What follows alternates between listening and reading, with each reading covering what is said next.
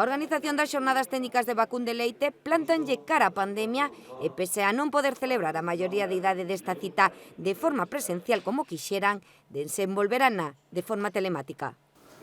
Non podremos xuntarnos na Facultade Veterinaria de Lugo, pero que sí que intentaremos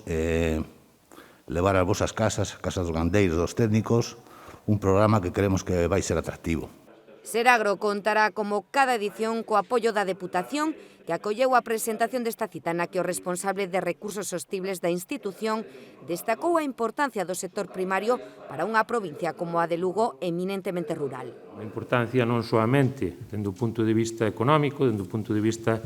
social, senón que tamén nos parece unha actividade fundamental na loita contra o despoboamento, na loita contra o abandono de terras, unha parte importante en canto á prevención de incendios.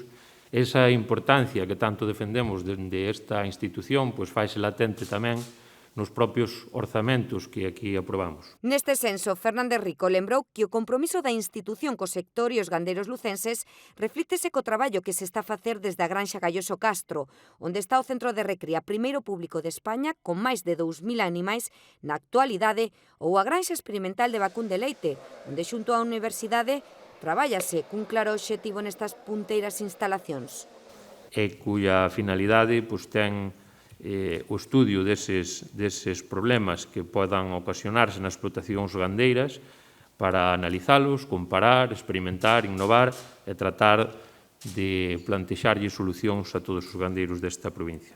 A institución provincial achega 12.000 euros á organización do foro que tratará os actuais problemas do sector, como o prezo do leite, e que se desenvolverá en 5 xornadas durante os meses de setembro, outubro e novembro.